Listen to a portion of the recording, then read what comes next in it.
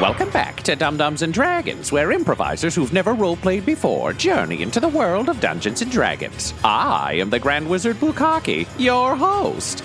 Our heroes are journeying deeper into the tomb that houses the evil Well of Souls. But what is inside this strange next-lit room? Can Quinny hang on to all his limbs with Butthole's constant improvements to his body? Will they find something more horrifying/cool than that undead shark and bear? Find out next on Dum-Dums and Dragons.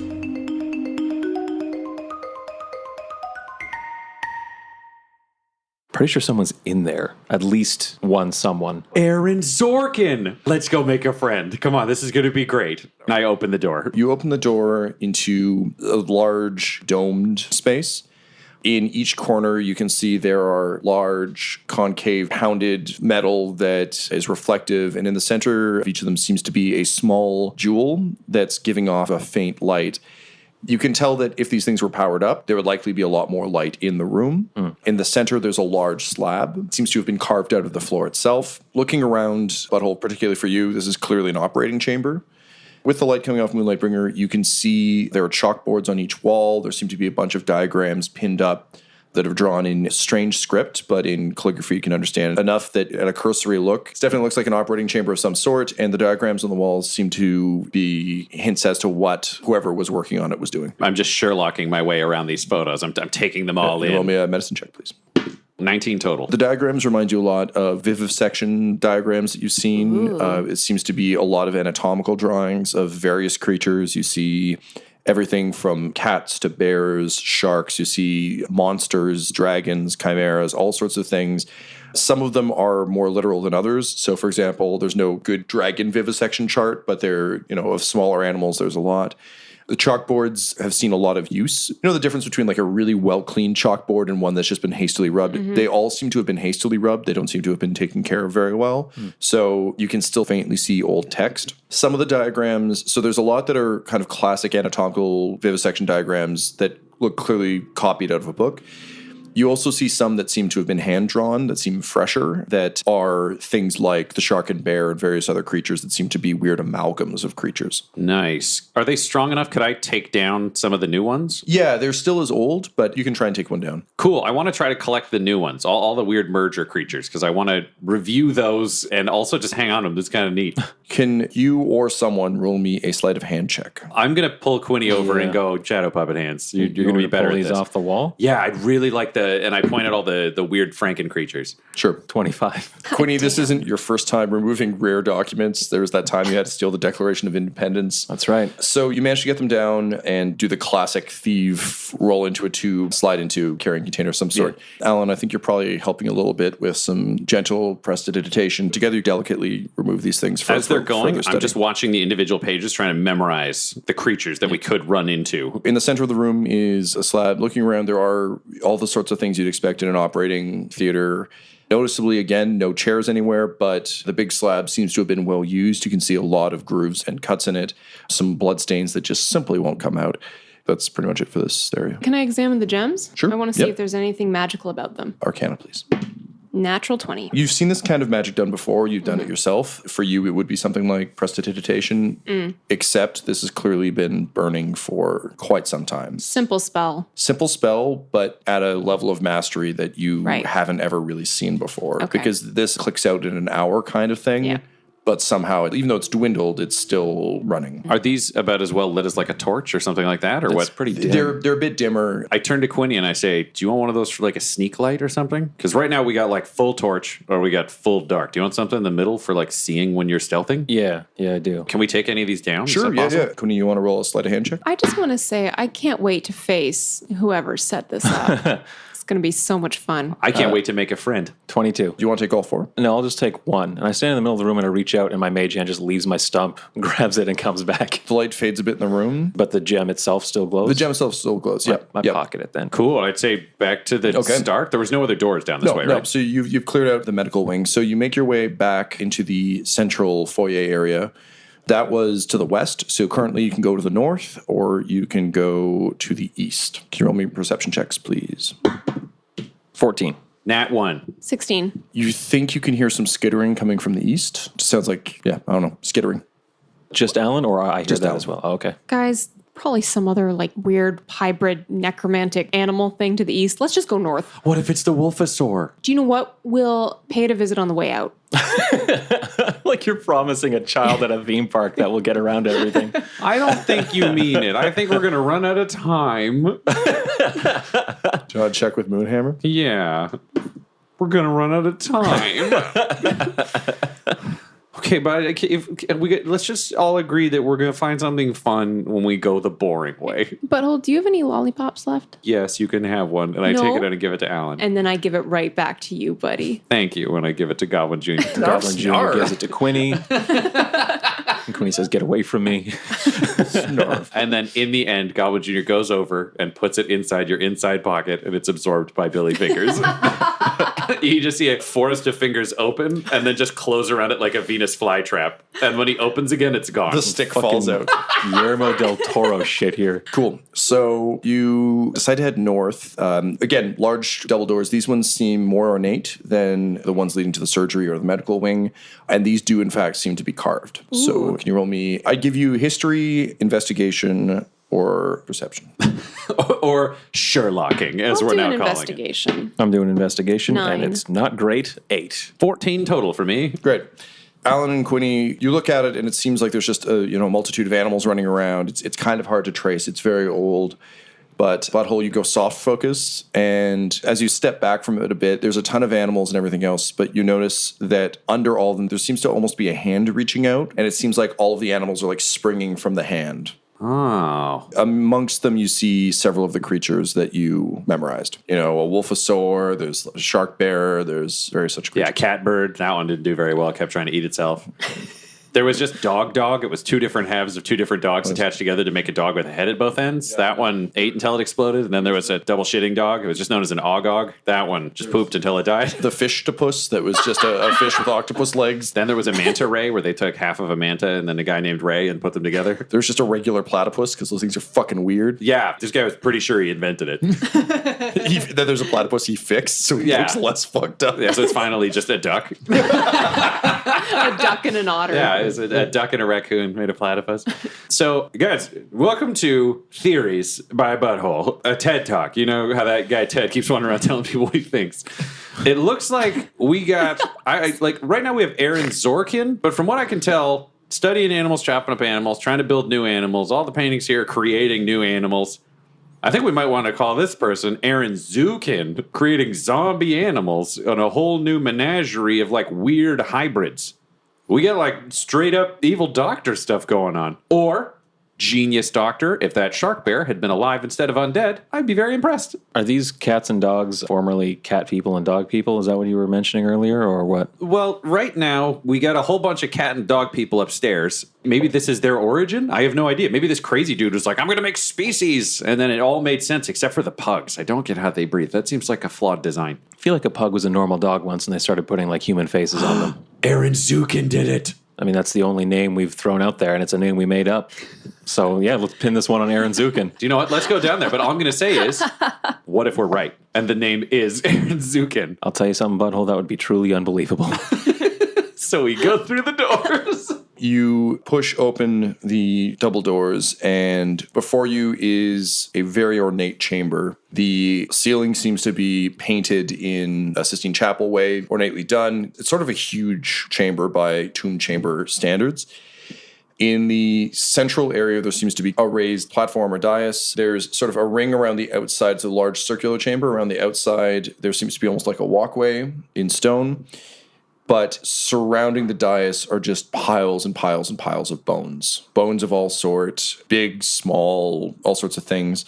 The walls seem to also be covered with more of these drawings. The room is lit. There seem to be 4 glowing orbs floating in the ceiling that are providing illumination. And skittering around the edge of the enclosure, looking at the maps on the walls and muttering to itself, is a large Looks almost like a melted candle of a man. He's very pallid. The basic visual for this is Mojo from X-Men. So just like a big dude, bulbous body, kind of small head, but again, almost looks melted. Looks like a pile of human. Big arms, giant hands, bigger than human-sized hands, long, intricate fingers. And from the waist down, it seems to be built into a platform with large metallic legs. That you can hear clicking away as it moves around.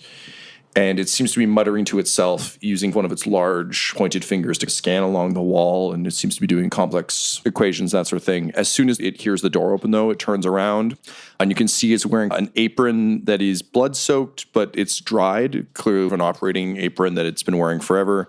Its eyes seem overly large because it's wearing large, thick lenses that can sort of be used to zoom in, zoom out, that sort of thing. Like the jeweler kind of headset where they like click in and the eyes get big. Yeah, and they think like a jeweler headset for surgery. It's got the little illuminated disc over its right eye that casts light directly in front of him. It seems almost like a small thing. As you come in, its expression changes, and he says, "Oh, I wasn't expecting visitors. Who are you?" Hello, new friend. My name is Butthole Farch. This is my friend Quinny, and this is my friend Alan. Hello. Hi. We've all been admiring your handiwork. I saw some of your drawings in another room. Amazing. Why, thank you. My name is Dr. Zarkonian Moreau, and it's been so long since I've seen living beings down here. What brings you to my inner sanctum? I look at the pile of bones and I say, we're health inspectors. He chuckles, and it's kind of like a horrible wheezing chuckle. Yeah, he's got a sense of humor. We're actually just big fans. So this thing is going on. You see, Quinny here is a bunch of bodies sewn together. And we're having some problems with that, and we backtrack the problems. And it turned out there's something kind of conflicting with that here. So we're wondering, like, what's going on, man? He sighs and skitters over to you with remarkable speed for something of its size. Kind of like leaps into the center, then leaps across. Before you know it, he's leering over you, adjusting his like zoomy goggles and looking over the handiwork of Butthole, and so checking the body over and says, "Oh, well, not bad for a first attempt. Anyway, yes, thank you." See. His eyes kind of glow. He says, "Oh, yes, divine magic. Am I not mistaken?" Oh no, you're right. Ah, yes, made of gods. Clever. Perhaps that's it. And then with the same weird, creepy jumping spider speeds across back to the sketches on the wall and clears a bunch of them off, dips his finger into a small pot and begins quickly drawing. What is he drawing? A vivisection of Quinny? Because I wouldn't like Roll a that. perception check. I was going to say, I think we're all trying to perceive. Yeah, sure. All of you can roll that. 14. 7. 18 total. So it's not like he's drawing a picture of you, but Butthole, since you did spend some time sketching out what you thought this would look like, you can definitely see pieces of gods in there and pieces of Quinny in whatever it's sketching. Interesting. So what you making? He's muttering to himself. He's like, it's so simple. Of course, you combine divine with yes. And he turns around and he smiles, but there's something kind of sad about his smile. Thank you. That is exactly the answer I've been looking for. And he snaps his fingers, and the giant doors behind you slam shut, and you see a magical pulse fire through them, and the bones all start to jitter and shift. When you've been alone for so long, you really will try anything for a good companion. And ever since they left, I must say I've been rather at loose ends. However, I think you may have just provided me with a solution, so thank you so much, and I'll tell them to make it quick. Oh, cool. Yeah, make whatever you're making. Then maybe we'll do like a celebratory barbecue. I think we can all be friends. And I turn to the other two and I'm like, we need to kill him. Yeah. Maybe a little less honesty next time. And I take out Frost Brand from like out of nowhere, and it appears in my hand. And I turn and I'm like, Alan, you seem to be the best with the pyrotechnics. Why don't you be our opening act?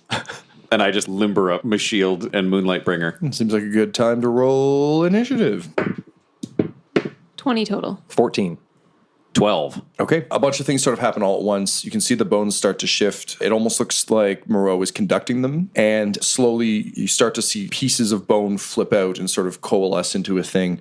And a small feline skull rises up out of the bone pile. And Butthole, a small skeletal cat leaps at you. What do you do? I'm going to try to give it a landing pad on my shield. I want to find out what it's going to do. Okay, sure. So can you roll me a dexterity check? 15. The skeletal cat leaps through the air and lands on your shield, and you pad the landing, and the thing is growling at you, and it starts scratching at the shield and kind of climbing up. Looks like it's coming to take a swipe for your face. Are you surprised? I'm just disappointed. You know, I made some cat friends. I didn't know that we were just going to have to be all murdery down here. So just like It's on your shield? with a sigh, I just spring Moonlight Bringer around to smush it on the shield. Okay, roll your attack. 14 total. That'll hit. 13 damage. So the cat explodes, the bones shatter, and the skull bounces off, rolls down into the pit, and Moreau sighs and continues to conduct. Which brings us to Alan. You're standing there. Moreau is at the far side of the large room. Again, mostly bone, aside from the dais in the middle. Moreau is conducting his hands over the bone field, and you watch the cat skull bounce away and then crawl back up out of the bone mass. It seems a new body is coalescing around it. The cat skull seems to be a shoulder now. There seems to be a dog skull leading the way, and you see kind of a skeletal dog crawl out of the pit. Where is this dog skull in relation to him? Using north, south, east, west as we usually do. He's at the north end of the hall. Yeah. You guys are at the south end in a group. The dog is crawling up the east side. It's about 20 feet away from you. I'm going to let you guys take care of the skeletons. This guy's going down. Sounds good. The Allen Special. 'Cause Wizard fight. You're killing my Is friend. he a wizard? And I'm really unhappy about that. So, I'm pretty sure he's a wizard. He's a necromancer. anyways, from my palms emanates a massive fireball that hurls towards him at level 4. So he has to make a dex Okay, saving give me throw. 1 second, please. Or he can use counter. Don't use counter spell. Wizard versus necromancer. Everybody gets to request spell responses. Okay, so the fireball hurtles across the space towards him. He looks up and he's gently offended. Oh, so rude. With the one hand still conducting the bones, he attempts to counterspell you. Okay, so he has to beat 14. 14. The fireball roars towards him, and just before it hits him, it splits, No. blasting No. the walls behind him, No. setting alight some of his drawings. No. Can you counterspell? No. Oh. Could you pro spell counterspell?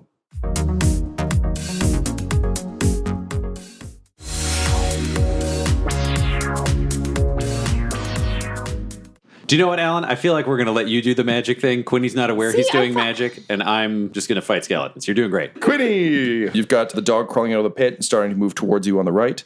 You've just seen the spell kind of split and erupt behind Moreau on the north end of the hall. All right. Since Alan fired that at range, she's still with us, right? Yes, that's correct. Alan, you sure you want to 1v1 him? No. Not Oh. anymore. Okay. No, you All guys right. can help. Okay, all right. I think I can help with this. I just start speaking in tongues again, and I cast Hex on Dr. Moreau, is it? Yep. Okay. He'll always be Aaron Zukin to me. I mean, to be fair, his first name did become Zorkinen. Just for you. Yay! So you cast Hex. Yep, and then I'll follow that up with an Eldritch Blast from range. Nice. 22. 22, that will hit. 9 damage, and then since he's hexed, necrotic damage. 2. So a total of 11 damage. The blast hits him. Based on your previous experience with it, you assume this should be incredibly powerful. However, it seems to be not nearly as effective as you hoped it would be. It hits his shoulder, but it seems almost like a ill-thrown punch. All right, I'm going to have to get in closer and really introduce myself to him. I'm going to use my movement to start heading down. Are you going around the sides, or are you trying to jump through the middle? I'm going to go around the side that the dog is not coming from. Great, The west so side, heading I up the guess. west side. Yeah. Yep, which brings us to Butthole. I'm going to be on Team Skeleton Murder. So I am going to sprint along with Goblin Jr. We're going to go try to smash this dog skeleton. Is it fully established? It doesn't matter. Yeah, it's fully corporeal now. Great. I'm going to go smash that thing. And simultaneously on the way, having seen magic struggle, I look at Dr. Moreau and I say, oh, so you're good with the human magic. How does a little bit of hell feel? And I summon the Fist of Moonhammer. There's a new version of this spell you haven't seen yet, Tyler. So Okay. I either charge up my shield with it and I can do my chain shield, or it's like a Nightcrawler arm at like the beginning of X2. It's Moonhammer's arm with her fist hand just comes out of the sky and punches people and then pops up to punch him more. So it's doing that one. Cool. So she takes a swing at Melty Fucker. He throws up a shield. 24 to hit. Yes, that'll hit. Nice. 17 damage. 17 damage. And then at the end of my run, I'm swinging baseball bat style with this dog skeleton. Goblin Jr. does a sweet side swipe on the floor where he runs forward and then he rolls himself over and almost uses himself as a bowling ball at the end with his chainmail body to sweep the legs. And then I'm bringing the hammer down on top. All right, go for it.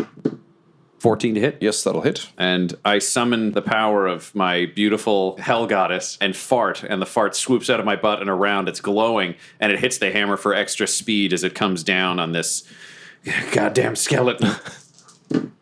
20 damage total. The skeleton shatters. You smash it into a cloud of shattered bones and bullshit.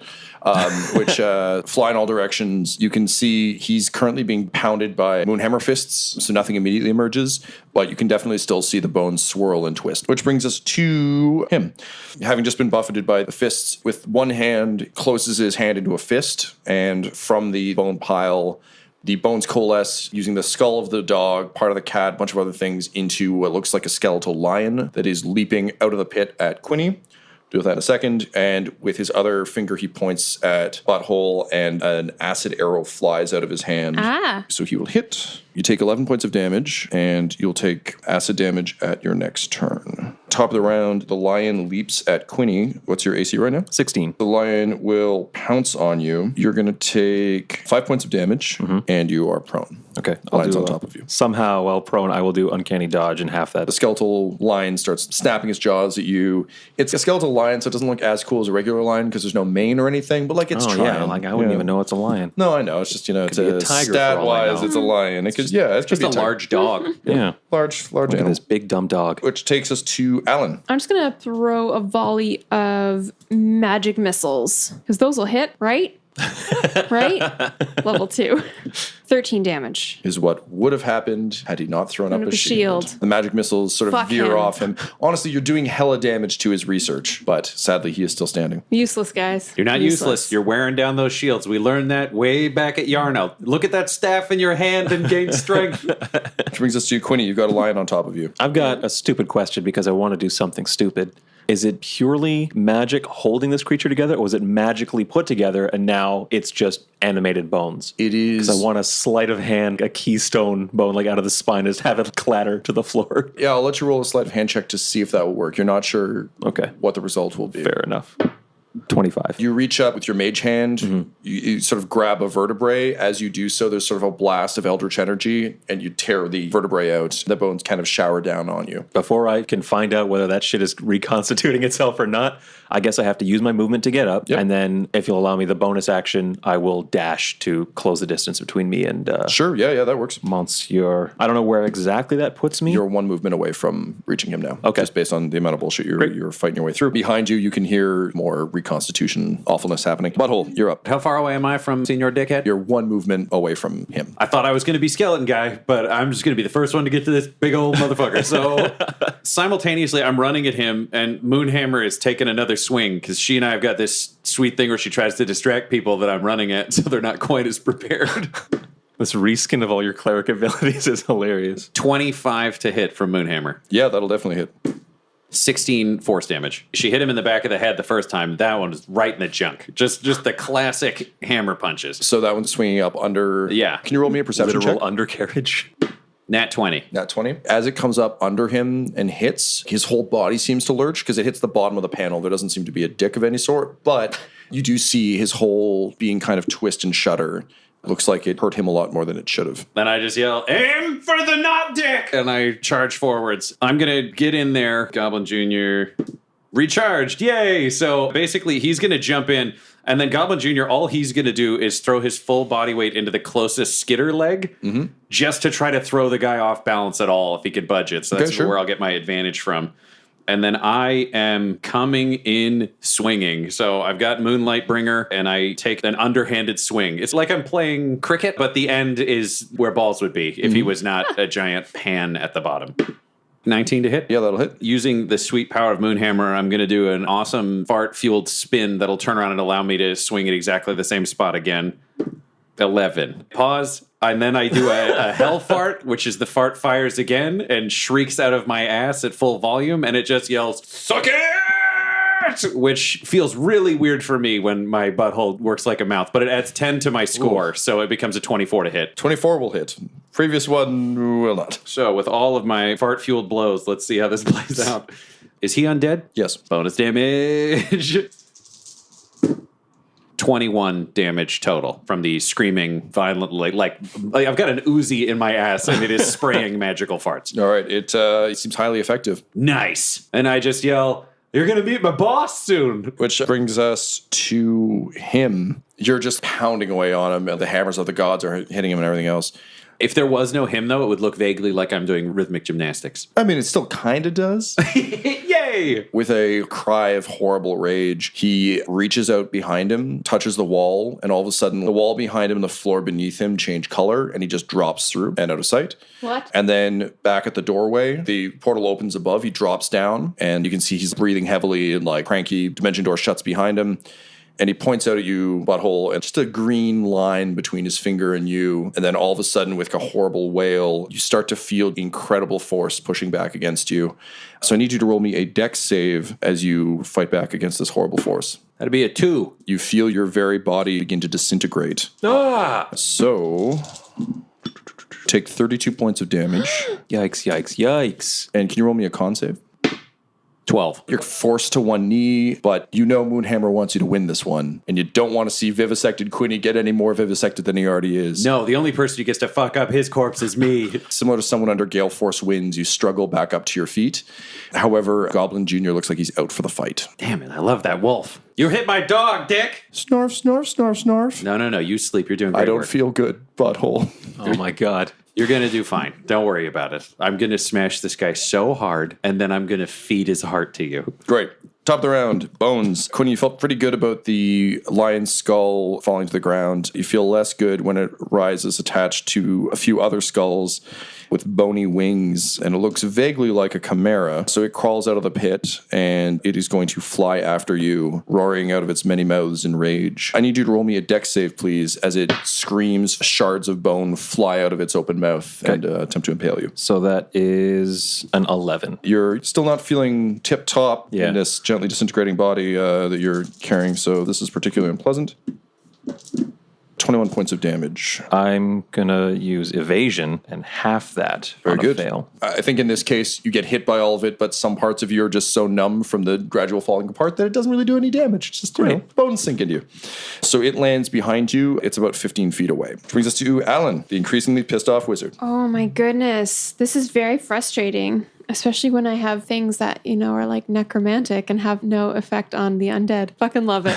Okay, since I'm really not doing much damage, I just want to try to give Quinny and Butthole an advantage. So I want to try to cast blindness on him. Okay. Oh, I haven't clarified this yet, and I don't want to make it seem like cheating, but Hex has him get disadvantage on a specific check. So I'm going to say randomly, so it's not cheating, charisma.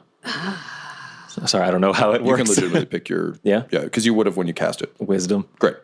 Still no? Fuck, sorry. No, Which one is it? Constitution. Con save. 14 needs to be. He fails. Yay, he's blind. Channeling your rage, you spin the wheels on either side of his magnifying things in opposite directions, and you see him just kind of like stumbling around. Nice. So that's your action. You still have a Nice. move and a bonus. I want to dash to help Quinny out. Do you want to jump into the center dais? Yes. Because What that's is referred basically- to as the bone zone. Yes. Which brings us to Quinny. You've got a bone chimera chasing you and an asshole who just disappeared. What do you do? Oh, fuck, I just got here. I got to run across the room. I'm going to use my movement to dash, and I'm going to cut across the room, and then I'm going to use my bonus action to dash again and just try and get as close to him as possible. Okay, I'd say that brings you right up next to him. Okay, that's my action.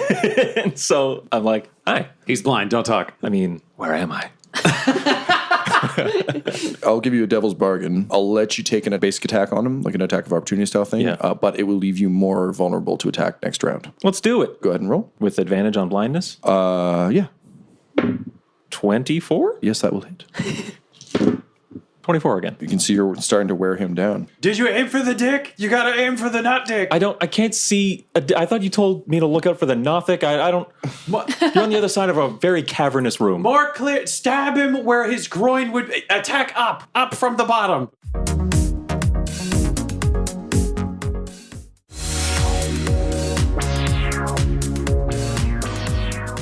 Butthole. There's a bone chimera not too far from you. Then I am hurting after that last spell. I also yell, don't let him hit you with the green thing. The green thing sucks. I saw that. Knowing that I am hurting like a motherfucker, I am going to step to the side of where I was punching this thing and get right to the edge of where fucking Moreau shifted through the floor to, so that if Moreau comes back, I'm in prime crotch slamming zone. And then I'm going to send my fist of Moonhammer over to punch the shit out of that chimera. So that's going to strike out of nowhere. Do you want to punch it in the goat head, the dragon head, or the lion head? I'm going to go dragon head because I feel like that's where it might have more of its ranged attacks coming from. The goat seems like the most harmless. I think that one's cute, so I'm going to go with the other one. like this chimera. Shit. And it faints. That is a 17 to hit. Yeah, that'll hit. 17 force damage. Particularly because it's force, you feel it's very effective, and you manage to punch the dragon head off. So now there's only lion and goat. Moonhammer kicks fucking ass. I'm so into this. At the same time, I whisper to myself. Normally I'd yell it, but I know Moreau's blind because Alan yelled it, and I want to have faith in that. I have the power. And I press Moonlight Bringer to my chest, and I cast Cure Wounds on myself. And you feel great. Moonhammer is back, baby! Which brings us to Moreau. In spite of his blindness, he knows that someone's been yelling at him from directly in front of him, but he's not confident enough to cast spells. So instead, he's just going to rear up, and all of his clickety-clackety spider legs start clickety-clacketing. Clickety-clacking. However, you do see a large jewel on the bottom of the platform he's installed on. That's just a little bit chipped from spectral punching. So he's going to come down at you with all of his little clickety-clackety arms, but he is blind, so he's going to be at disadvantage with all of them. And he's not great at close-up combat. And his clickety-clack skill, low. He's not proficient with clacking. No, should have invested more in the clicks, less in the clacks. So that 8 was definitely not going through. Let's see the second one. That 8 also doesn't go through. He rolled a 20 and a 5. Ooh. He gets the 5. And a 6. And an 8. And a 9. Am I okay? Yeah, you're fine. It's crap, literally that was a lot of legs. It's just one of those weird rearing up, desperately trying to fight whatever's in front of him. But given that you're standing directly in front of him, there's a lot of arms and legs shooting by around you, but none at you. Oh, God. So he's going to try and adjust his goggles. So it's like he's a giant millipede, and he's got all his legs going, but there's that gap in the middle, and that's what fell down near you. Alan, I rolled a 1 for him to shake off the blindness. So can you roll me a d12, please? Sure. 7. One of the lenses shatters and goes directly into his eye. Oh my God. So he screams in unholy agony. Nice. He may be undead, but he still likes having eyes. So one of his eyes is turned to goo by a broken lens. Cool. And he is still blind. And in tremendous pain. Well, good. He deserves it. That brings us to the bones. So now lacking their dragon head, Butthole, you're still closest to the bones, so they're going to move in on you. But they are missing their cool head, so that goat you were dissing earlier is going to ram you with its bony horns. I liked the goat. Well, it likes you too, apparently, because it misses. I pet the goat as it passes, as though it's cute. It's bony and horrible, but it's still a cute goat, I guess. Its snake tail is going to take a bite at you as well. What's your AC? 21. Yeah, no. The snake tail is snapping at you, but it's a weird snake made of bones. And really, snakes are kind of threatening with skin, but without, you're not really too plussed about it. No, it looks stupid. I mean, you've got a shield with dinosaur teeth on it. This is... Frankly, it's a tooth v tooth battle. And I have the power of a god, and it has the power of a blind man who can't hit anything. Touche. Which brings us to Alan. Can I spend some stress to prepare a different spell? Which spell and why did you think to prepare it? My Phantasmal Killer. Okay. I would like to prepare because this person is killing Quinny, and I wanted whoever it was to suffer the most horrific psychological damage I could think of. Okay. And this was going to be my retribution for continuing to kill Quinny. Yeah. Okay, so Alan, can you roll me an Arcana check, please? Natural 1. I'm going to say that you didn't prepare the spell because you didn't know that you're coming up against undead things, but you can totally spend your stress to get it. Mm-hmm. You're fixated on it, and it's just gently out of reach. You know it's there. You've cast it before, and so you're struggling to recall the details, and then the voice is like, Alan, I think this is what you're looking for. And suddenly the matrix lines change, and suddenly it's there. It's at your fingertips. You're good to cast. Oh, thanks, voice guy. You're welcome. This has never worked before, but fuck, nothing else is really working for me today.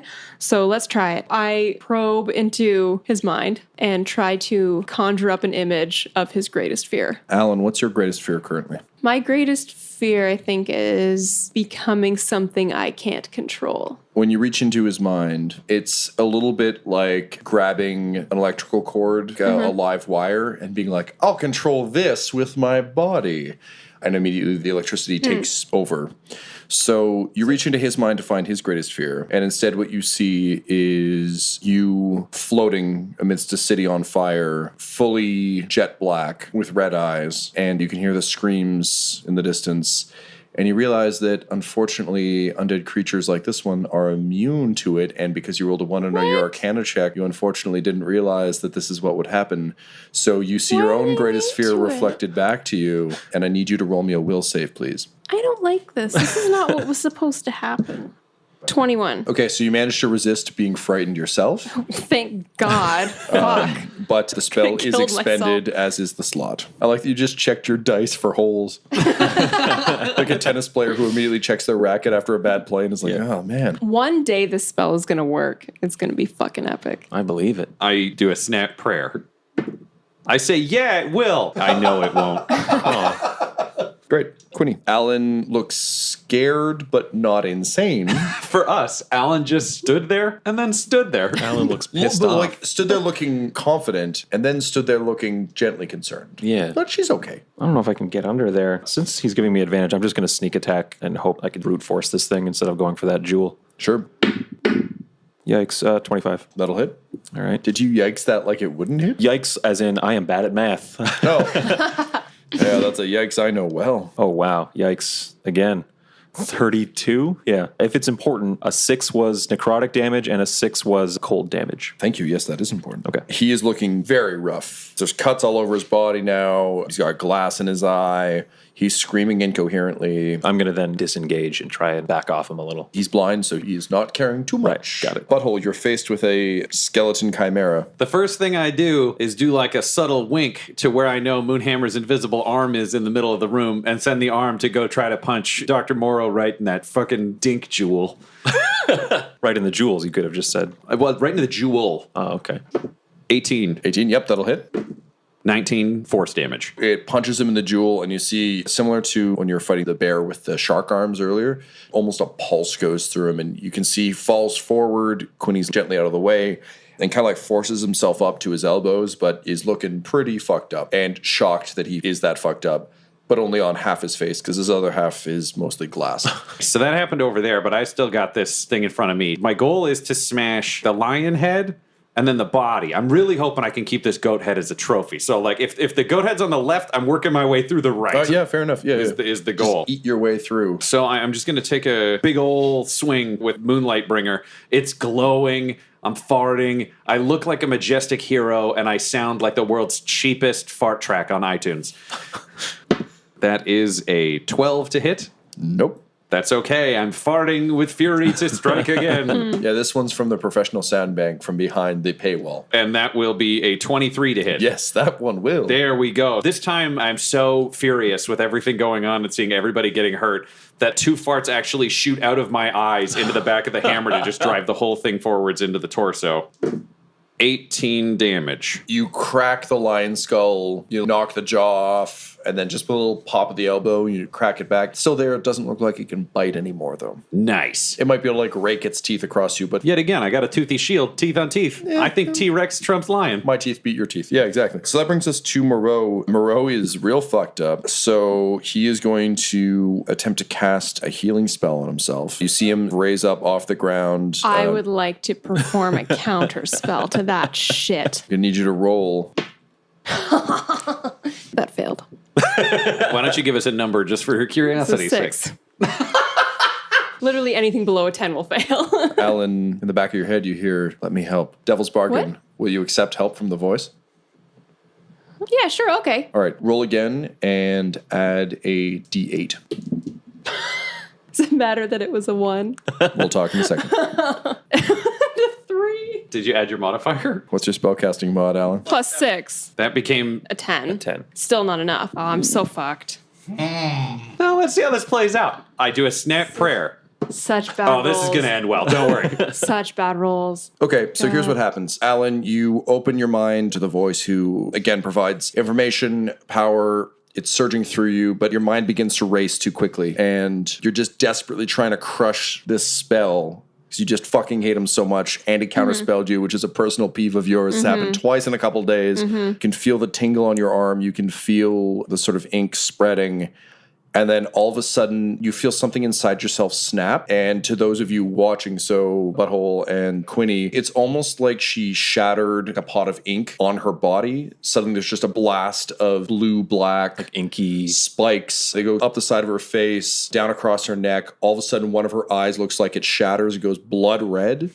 Oh my god. And Dr. Moreau explodes. This episode of Dum-Dums and Dragons features the voices of Ryan LaPlante at the Ryan LaPlante on Twitter, Tyler Hewitt at Tyler_Hewitt on Twitter, Laura Hamstra at EL Hamstring on Twitter, and our DM Tom McGee at McGeeTD on Twitter. This episode's sound was edited and mixed by Laura Hamstra, and Dum-Dums and Dragons artwork is by Del Borovic, who can be found at delborovic.com. Our theme songs are And Now for That Massive Coronary and Skipping Through the Orchestra Pit Part 1 by Peter Gresser, and our ad music is No Control and Chiefs by Jazzar, JAHZZAR, all available at freemusicarchive.org. When it comes to Dum-Dums and Dice, you can visit our website at dumdumdice.com. Our Twitter and Instagram are at dumdumdice, and on Facebook at facebook.com/dumdumdice. But most importantly, we've got merchandise at redbubble.com/people/dumdumdice, or you can join our Patreon at patreon.com/dumdumdice. That's DUMBDUMBDICE. And tune in next week for more Dum-Dums and Dragons.